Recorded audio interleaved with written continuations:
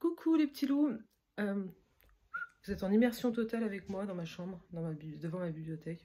Projet Blair Witch, je vois des morts partout. Ah non, ça c'est pas Projet Blair Witch. N'importe quoi. Bref, on va faire comme si on n'avait rien vu. Voilà, devant la bibi, je vous ai sorti quelques petits livres. Alors, ça va bouger, vous allez avoir la nausée. Hein. J'ai pas encore investi dans un truc, un pied, c'est mieux, vrai, un pied. Putain, mais ça va être compliqué aujourd'hui. J'espère que vous êtes accrochés. Hein. Du coup, bah voilà, hein, ça risque de bouger un petit peu. Donc, si t'as vu ou si t'as pas vu mon post, j'ai été gâtée pour la fête des mères. Chérie m'a proposé de m'acheter des livres. Et donc, j'avais mis de côté, dans mon petit panier Amazon qui fait à peu près 40 livres, les derniers Roxane d'Ambre, donc Vive Pierre et Aurora. Aurora est un ancien livre, hein, mais qui vient de sortir en poche il y a peu. Trop longtemps à mon goût avant que je l'aime, mais il y a peu quand même. Et du coup, je voulais vous parler de la toute première série que j'ai lue de Roxane, qui est la série Animae. Donc une série fantastique avec des métamorphes. C'est pas tout à fait le nom qu'il leur est donné dans le livre, mais voilà, pour vous donner une idée, ce sont des métamorphes. Et donc du coup, je vous lis la 4e de couverture du premier tome, donc L'Esprit de loup, de la série Animae. Je vais vous montrer aussi les pochettes, parce qu'elles sont vraiment juste magnifiques, les couvertures. Ça, c'est le tome 2.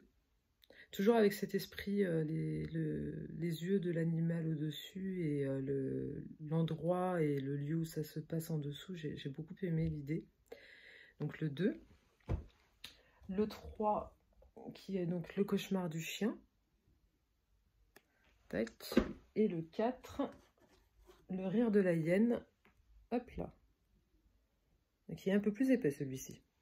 Mais bon, il fallait bien que l'histoire se termine à un moment donné. Et donc, il est plus long parce qu'il y a le dénouement. Donc, 4e de couverture.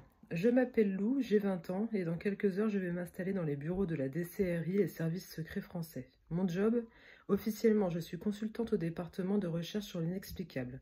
En réalité, je traque une bizarrerie qui rôde dans la nuit parisienne et qui fait hurler de rage mon instinct de panthère.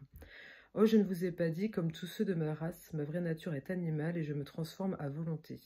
Nous, les Daywolf, formons un peuple très puissant mais contraint de se cacher des faibles humains. Enfin faible, l'officier qui m'a recruté, le capitaine Sylvain Levif, pourrait me vaincre d'un seul regard tant il me plaît. À cette heure, je n'ai pas encore décidé si cela va rendre ma mission plus agréable ou plus compliquée. Ou les deux. Et zut, pourquoi ces choses-là n'arrivent-elles qu'à moi?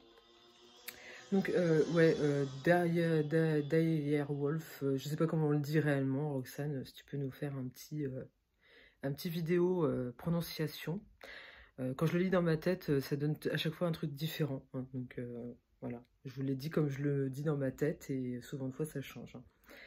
Donc, du fantastique, de la romance, un max d'humour, parce que Lou est une personne hyper solaire, très très drôle, dynamique et qui n'a pas la langue dans sa poche et franchement c'est du bonheur, mais vraiment.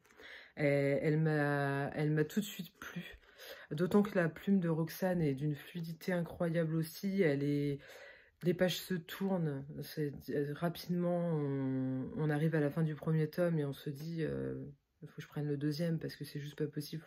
Non seulement pour savoir la suite, mais aussi parce qu'on s'attache aux personnages. C'est-à-dire que ce soit les principaux, donc Sylvain et Lou, ou bien les secondaires, entre les parents de Lou, qui sont extrêmement drôles aussi, les équipes de chacun au service secret, les amis aussi, qu'on découvre au fur et à mesure des pages. Et on en découvre beaucoup dans ce premier tome, hein, forcément, c'est le début. Mais tout se met en place très vite, en fait. C'est-à-dire qu'il n'y a pas tout un panel de descriptions, on a les descriptions de transformation de métamorphe ou de l'ennemi, je vais pas vous dire ce que c'est, mais de l'ennemi, au fur et à mesure, ce qui fait qu'on arrive tout de suite dans l'action, on arrive tout de suite dans le, comment dire, dans le fil rouge de l'histoire, parce que le fil rouge de l'histoire se déroule sur les 4 tomes, même si à chaque fois, il y a quand même de l'action autre sur chaque tome. Mais oui, on entre tout de suite dans le vif du sujet. Elle est recrutée par les services secrets, mais quasiment aussitôt. Et Et c'est pas un spoil parce que c'est vraiment le tout début de l'histoire. Et ensuite, on voit son évolution au sein des services secrets, le pourquoi elle est là officiellement, pourquoi ils l'ont recrutée officiellement et pourquoi elle a choisi de dire oui, qui est sa raison officieuse d'être là. Et mais c'est, oui, enfin, elle est drôle et son interaction avec les autres personnages est excellente aussi parce que c'est tout. Il y a beaucoup de jeux de mots, beaucoup de quiproquos. Elle aime beaucoup se faire passer pour une idiote un peu faux-folle, un peu loufoque, ce qu'elle est aussi, hein, mais elle se fait souvent régulièrement passer pour ce qu'elle n'est pas et ça amène à des discussions très drôles. Les scènes d'action sont très bien écrites aussi, sans être exagérées, parce que on pourrait être tenté hein, dans le fantastique d'en faire beaucoup. Et là, non, c'est juste ce qu'il faut pour nous mettre en tension, pour nous cueillir et nous emmener dans l'histoire, dans les pages du livre, pour nous entraîner dans l'action, mais sans pour autant en faire des tonnes. Et du coup, gâcher un peu ce moment par quelque chose de trop loufoque et de trop parti. Là, j'ai trouvé que c'était justement dosé. Les personnages, c'est pareil, on se reconnaît dans chacun des personnages. Un petit trait de caractère va nous faire penser à un copain, à une connaissance, à quelqu'un de la famille. Donc non, j'aime beaucoup la plume de Roxane aussi. Elle fait partie de mes auteurs chouchous. Et ces livres-là sont dans la pile chouchou parce que je les lis, si j'ai le temps, au moins une fois par... non, pas si j'ai le temps. Je les lis au moins une fois par an et si j'ai le temps, je les lis même plus qu'une fois par an. Parce que je les... Oui, ça se lit tout seul et du coup, t'as même pas l'impression d'avoir lu 4 livres. À la fin, tu te dis, mais non, pas déjà. Et si l'auteur me regarde, un petit spin-off d'Animae, c'est quand tu veux, je prends. Et je pense que tes fans prendraient aussi. Je dis ça, la bouteille est lancée, la ligne est jetée. J'ai plus de métaphore là tout de suite, là, donc, mais vas-y, hein, pas de problème, c'est quand tu veux, je prends. Voilà, donc c'était Animae, et puis vous voyez, j'ai aussi les Scorpies ici.